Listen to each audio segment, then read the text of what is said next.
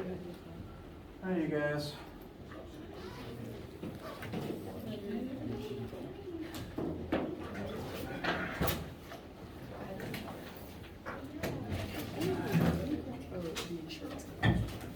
All right. To address the question that's probably on all of your minds, I'm not done grading the tests yet, and I apologize for that, but grading is objectively my least favorite part of this job, and so it takes me a while. I'm sorry for that. I am almost done.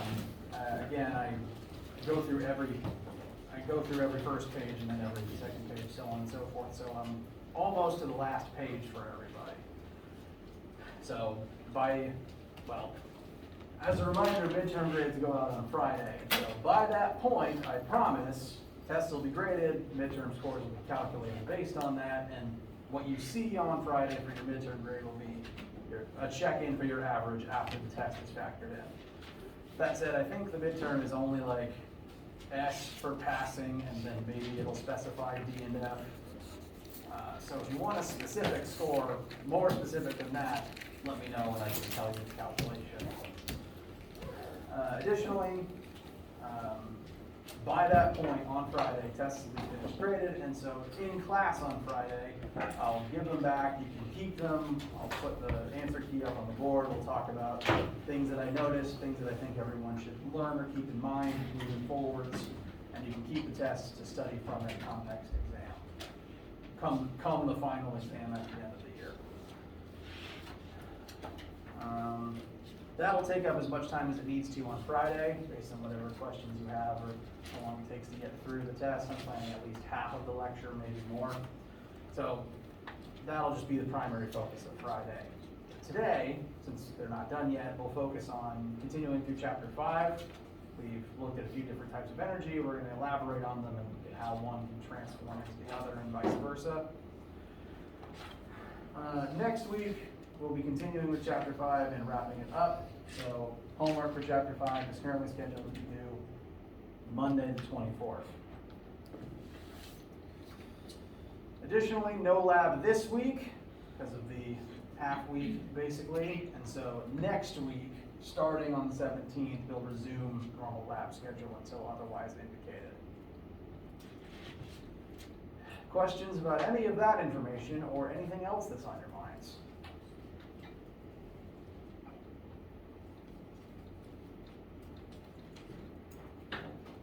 All right. Well, do interrupt me with any questions at absolutely any time. Main thing to discuss today is continuing to look at the energy forms we've already learned about and elaborate on them and look at an energy energy conversion example. It feels like a Monday, and my ability to speak is reflective of that.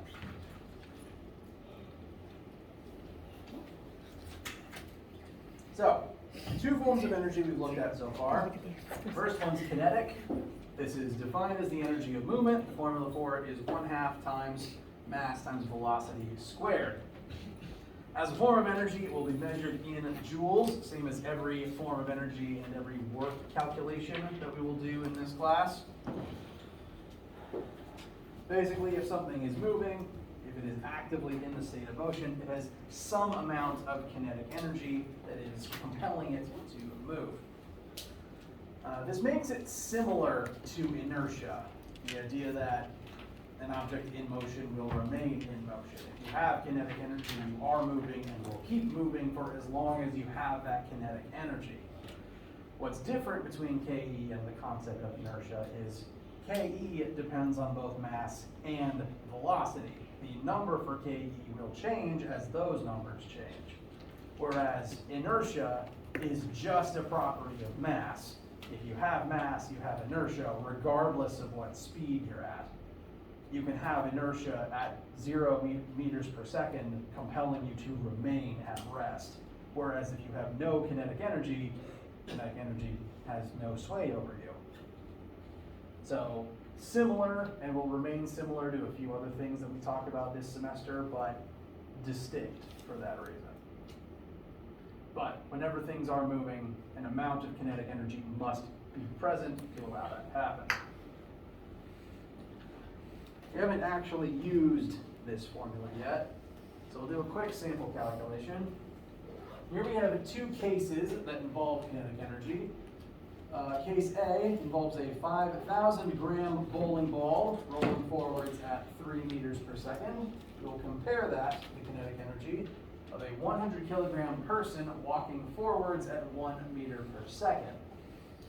So, for a sense of scale, this is a mass you could expect of an adult human, and 1 meter per second is typically considered walking speed for an amount of humans that will vary depending on the individual, obviously. But ignoring leg length and outside factors, this would be like comparing the energy needed to roll a bowling ball compared to the energy needed to walk. And quick calculation from you guys, which of these two cases contains more kinetic energy?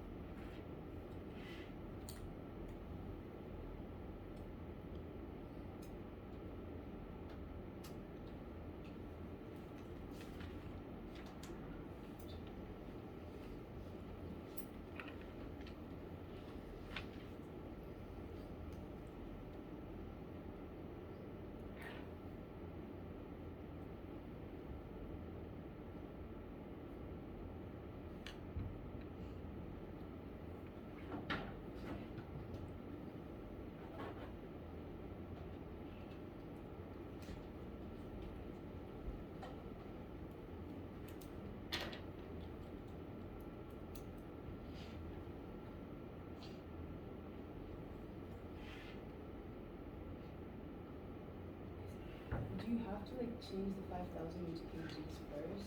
You do. Good observation. Like I've said, this is literally going to remain true. Every formula for this class needs kilograms instead of grams. So how many kilograms is 5,000 grams?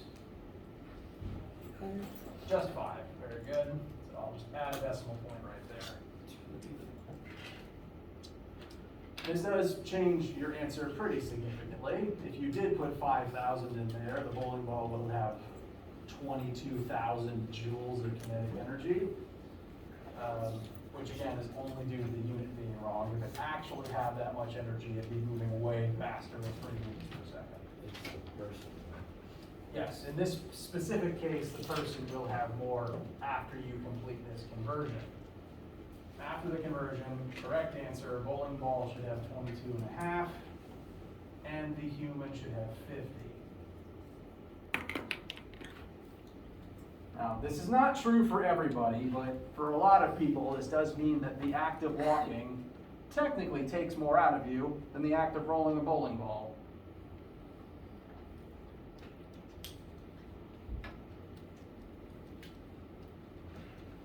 Some takeaways from this. One,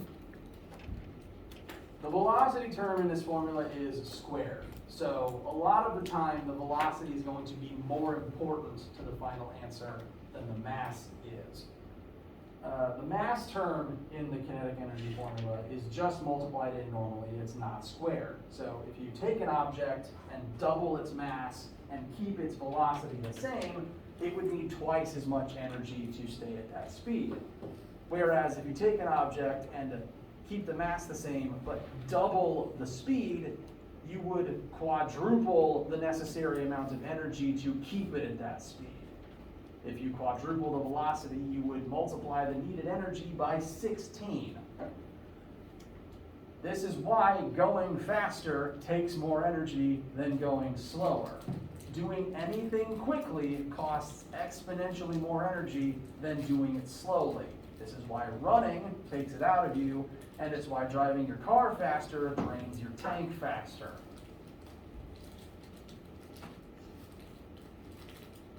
Does that make sense? All right. Other thing I want you to note, I actually want to ask you a question about it first. Do you think that energy kinetic energy, any form of it, doesn't matter. Do you think energy is a scalar or a vector?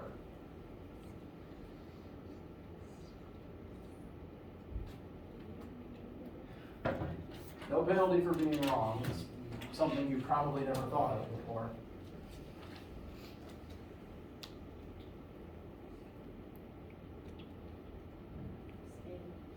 Energy is a scalar. Very good.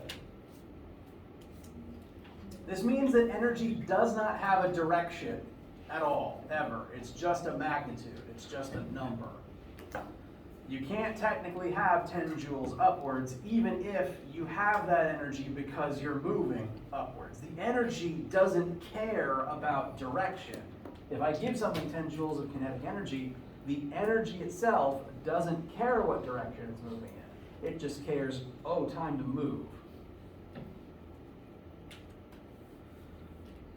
This can be a little weird when vectors are involved in calculating energy. Specifically for kinetic energy, we need a velocity to figure it out, and that velocity has a direction, but the energy doesn't. Mathematically, the reason this happens, to actually look at the vector calculus involved, the direction on the answer vanishes because the velocity vector is squared. This is the same as multiplying a velocity vector by an identical velocity vector. And I've at least mentioned this before, but it is technically higher level math than is needed for this class. Whenever you multiply two vectors together, that's technically vector calculus, and the directions get weird as a result. Oftentimes they just vanish. And that's what's happening here. We've got a scalar times mass, which is also a scalar, times a vector times a vector. The scalars don't matter, they didn't have a direction in the first place, but the two velocity vectors involved in squaring this, that's velocity times velocity vector times vector, direction just goes away. So that's mathematically, calculus-wise, the reason why our answers here don't have the same direction as the velocities that we used to find them. No form of energy is a vector. All energy is scalars. And so every formula involving work or some type of energy will always give you a scalar answer, even if vectors are involved in calculating that answer.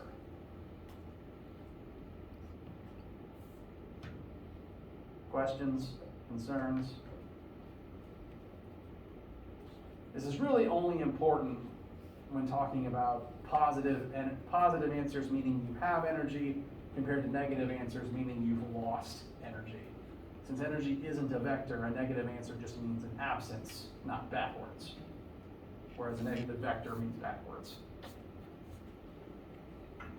So, the other energy form that we discussed last time is GPE, which is the weirder of the two. At least I find it weirder when I'm trying to explain it to people who've never heard of it.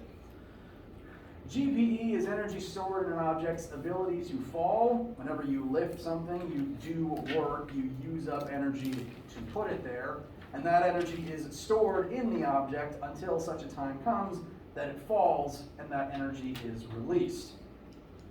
Formula for GPE is mass times 9.8 times height. This says that it takes more energy to lift an object with more mass, and it takes more energy to lift an object higher.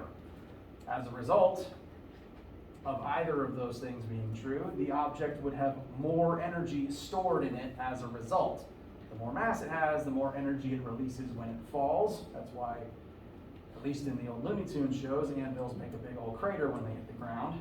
And the higher you lift something, the more energy is released when it falls, which is why falling from tall things is dangerous. At least it's one reason why falling from tall things is dangerous. And a couple things to note about the formula before we apply it. One, this also has two vectors being multiplied together in it. In the KE formula, it was velocity multiplied by itself. But here, we have an acceleration vector being multiplied by a displacement vector. It's called height. for simplicity's sake here, but that is still a displacement. It's a unit of length from point A to point B. So acceleration by displacement, that's a vector times a vector. Direction vanishes as a result. So again, our answer, GPE in joules, is a scalar, like with the kinetic energy equation. This is why gravity being negative doesn't matter, because that negative only exists to tell you gravity's direction. And that stops mattering since this formula exists to give you a scalar, not a vector. Now I find the best way to summarize that quickly, ignore that. Oh no, that's it exactly. Is just to put an absolute value around the G. I find that the easiest way to summarize that point, that you don't need the negative anymore before you start using the formula. So rule for this formula, big old asterisk. Yes, G is defined as a negative, but that negative only means direction. Since the direction here doesn't matter, the negative doesn't matter. So this formula removes the negative, and that's why. Negative energy only means energy loss, not energy backwards or energy down.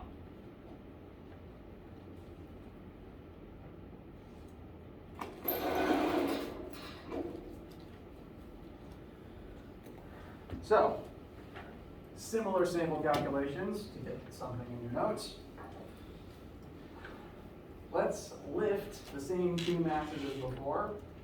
So this would kind of be like case A, lifting a 5,000 gram object. It can be the same bowling ball by 10 meters. That would be equivalent to, say, carrying that bowling ball up 3 flights of stairs. Case B, a 100 kilogram entity. Again, that's a human mass for some adults. And that's going to be lifted by 10 centimeters. So roughly equivalent to a human walking up a single step vertically. Which of these two cases has more GPE?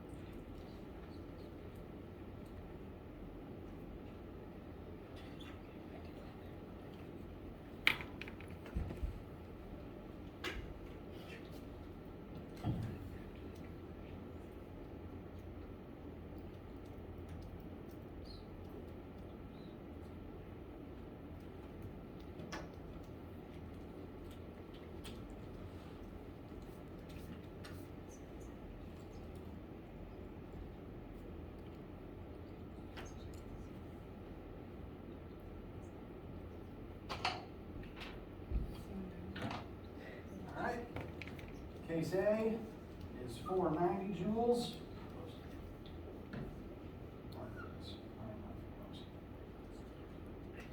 And what about case B?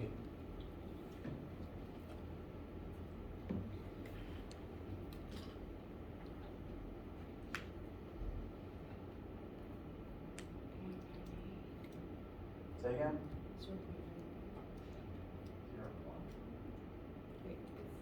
98? 98 is what I was expecting.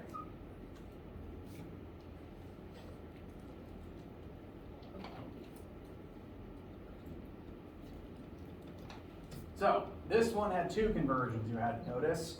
One, the bowling ball is in grams again, so that has to become 5 kilograms like before. Doing that conversion gives case A 490 joules. For case B, the height is listed in centimeters.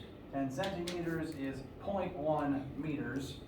So making that conversion gives case B 98 joules.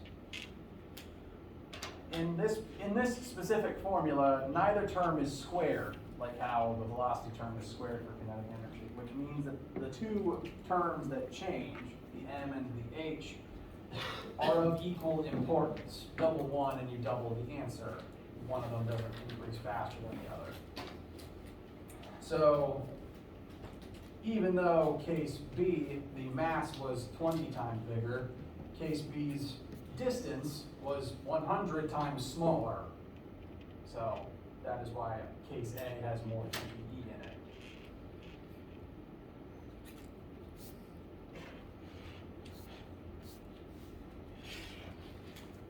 So do keep your eye on units and conversions, because they will still matter, especially the mass ones. Feeling good so far, I hope? All right. Now that we've discussed these two forms of energy, we're going to begin looking at scenarios where energy can convert from one state into another. To do that, we're going to first step away from mechanics and actually talk for just a second about thermodynamics. Specifically, the first law of thermodynamics, which, even if you've never heard it referred to as that, I hope is still familiar to you. Oops. The first law of thermodynamics states that energy cannot be created nor destroyed. The amount of energy that exists in a system before some process occurs must still exist in that system in some form after that process has completed. If energy exists, it must continue to exist in some way, shape, or form. It'll change what object has it, it'll change what form it's in, but the total amount of energy across all parts of the system and all forms of energy still add up to the same total. Broadly speaking, across the entire universe has a certain energy level content that never changes. It's just distributed differently in different parts of the universe at different times.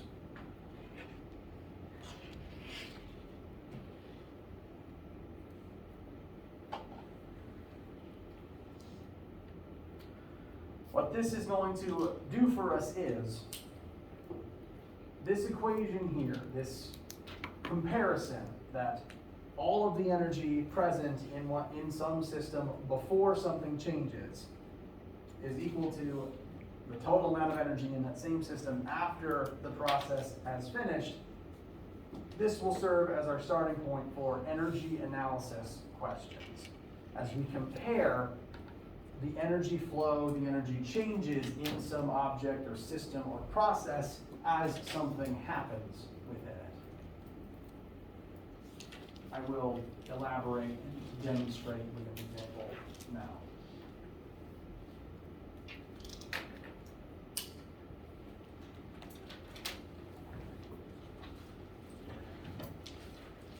Let's take that bowling ball from earlier. Well, no, this is a different bowling ball.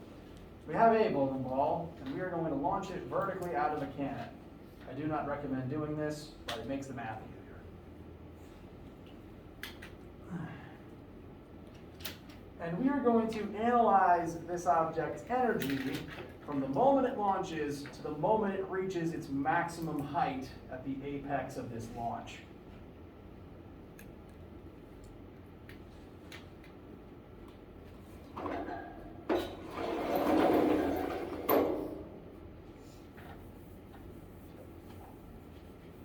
So here we have our poorly drawn Looney Tunes cannon launching, well, it's basically a coconut, I guess, upwards at 4.5 meters per second. It's going to rise to some apex, some distance up in the air. We don't know what that height is, but from what you've experienced in life and from an assumption that we've made before in the past, what is an object's final velocity from the moment it reaches its apex? 0. When you reach that topmost, when a projectile reaches that topmost point, its vertical velocity is technically 0 for a second before it starts falling back down. So, to list what we know and what we want, we know the balls, we know the bowling ball's mass, we know its initial vertical launch velocity. We can assume this takes place on planet Earth, where g is negative 9.8.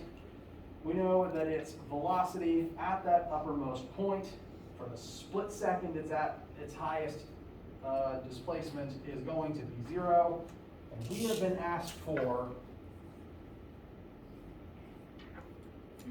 what is that final maximum height risen above the cannon.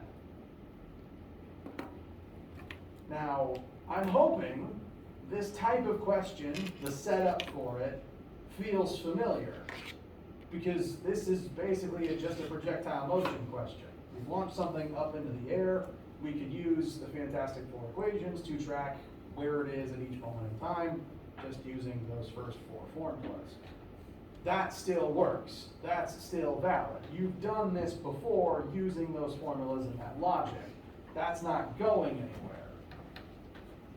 But I want to look at the same basic situation through the lens of energy transformation to compare and contrast the two and to show you energy transformation through a similar feeling example.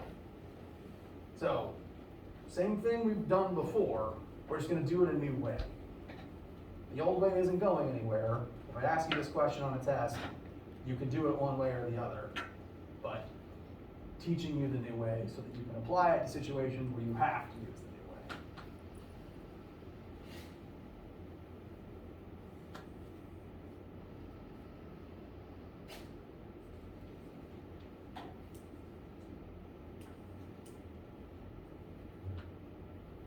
So, we're going to shoot this bowling ball straight up into the air, and we're going to analyze its energy as it travels.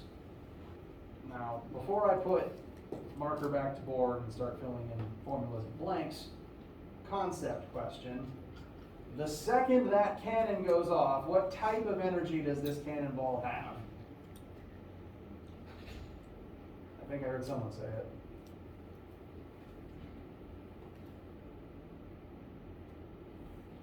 Kinetic.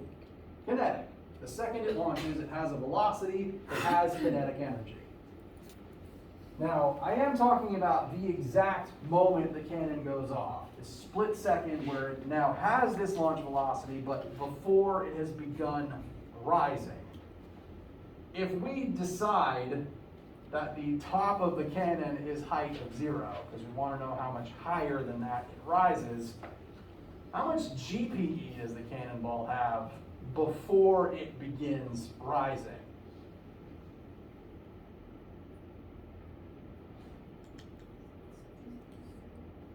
0. If it hasn't risen above our 0 point yet, it wouldn't have it. So at this starting point, we should have a lot of KE, but no GPE. Those are the forms of energy that we've learned about, and those are the forms of energy that we will add into our formula here. This formula, this law of conservation of energy, calls for us to add together all the forms of energy this cannonball could have at our initial phase. We're going to treat the beginning of the launch, the moment where the cannonball has this velocity before it's risen, as our initial state.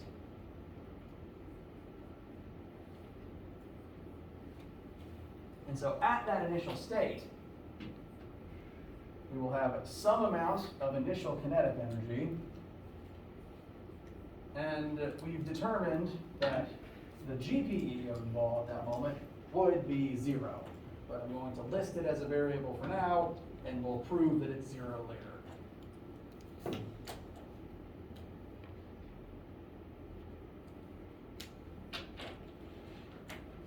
So those are the potential forms of energy that could exist in the cannonball after the initial state when it launches.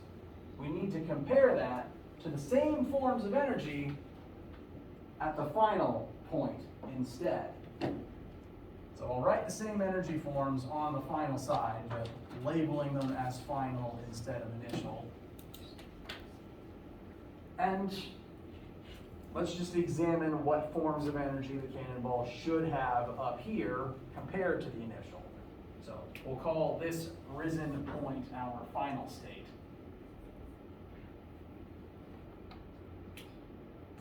At that maximum height, does the cannonball have any kinetic energy?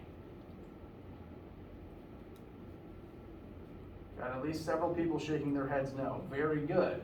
At that highest point, we've determined its final velocity for that split second at its maximum height is 0. If its velocity is 0, its KE is going to be 0. So where'd that energy go? It can't be destroyed. It had to transform into something else or go somewhere else. What form is it in now?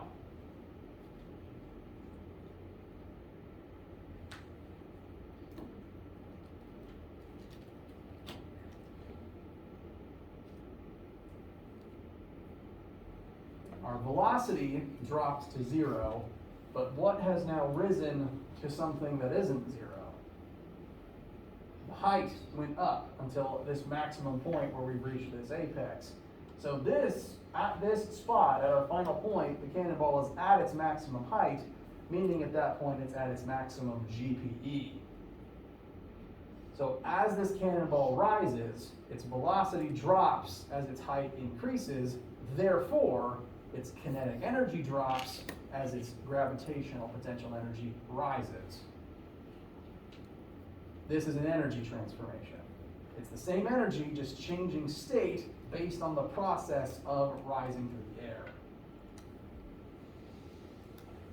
And now I'm going to fill in all the numbers to prove that. So for each of these energy types, initial and final, I'm going to fill in the equation for each one. KE initial, 1/2 times mass times initial velocity squared, plus mass times g times height initial, equal to same things on the other side, but swapping the initials for finals.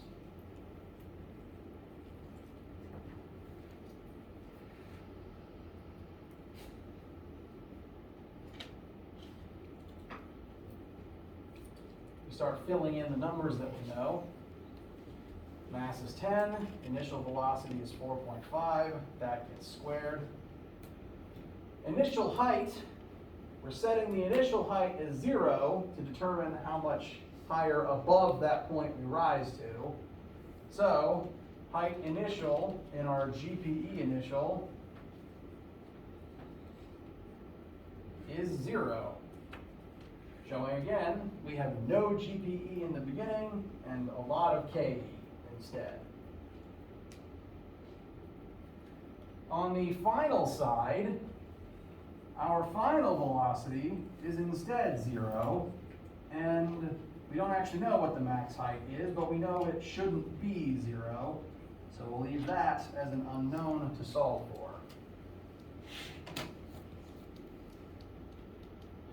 And so this shows, initially, there's no GPE and there is some KE.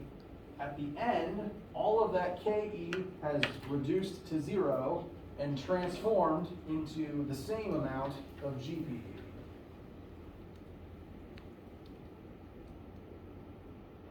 How does that process feel to you guys?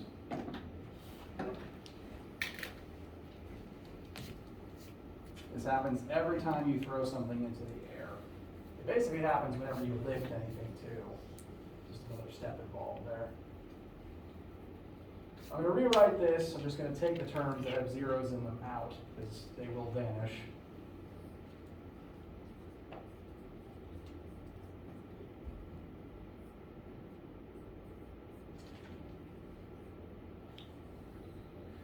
Thus showing KE initial will transform into GPE final.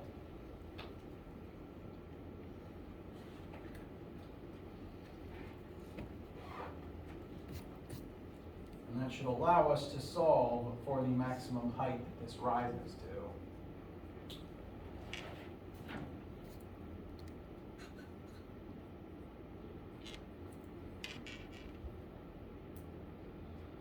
you set yours up this way, make sure to use parentheses to properly establish order of operations in your calculators, especially making sure that only the 4.5 gets squared. Do it right, I believe, if memory serves and I didn't make any mistakes. Final height risen above the cannon should be about 1 meter, approximately, 1.033. This thing doesn't actually shoot very high up, so that's disappointing. Equally disappointing is the fact it will, fall back down into the cannon, probably breaking something. So don't shoot anything straight upwards, ever, unless maybe you're a trick archer and you know what you're doing.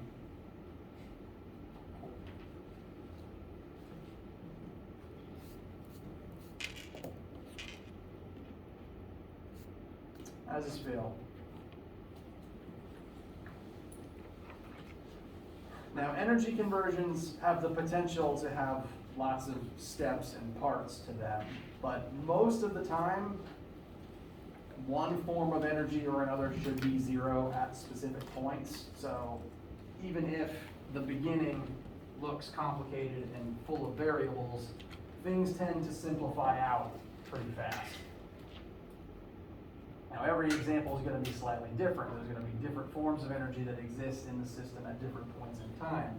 It'll get more complicated as we start looking at other forms of energy to add onto our list. And eventually we'll start looking at momentum too, which behaves very similarly. And so next time, I'm not going to start another one right now because there's only about 10 more minutes.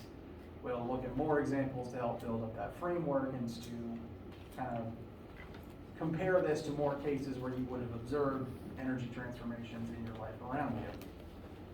The general rule that I want you to try to remember for right now is, as any object rises, its KE will drop and its GPE will increase. So, for a rising process, KE turns into GPE. The other thing to remember is that the inverse is true for descending processes. As that cannonball rises, it will eventually fall, and as it falls, that GPE will turn back into KE. So as it falls, its height will decrease to 0, and its velocity will increase back up to its maximum in the split second before it hits the ground. This is true for everything that eventually falls. But, interestingly, and to kind of show you and set up the example we'll do next time, when I say descending, this logic is not exclusive to falling. When I say descending, I mean any situation that involves descent, and that can include sliding down a ramp. When you slide down a ramp, you are descending. Your GPE is converting into KE, because as you start sliding, you get faster and faster if you ignore friction, which we will. I'd compare this to water slides most easily, because the whole point of that is to get rid of as much friction as possible. As you begin sliding down a water slide, GPE drops as your height decreases, specifically vertical height above the ground. And your KE rises as you get faster and faster before you reach the bottom of the slide.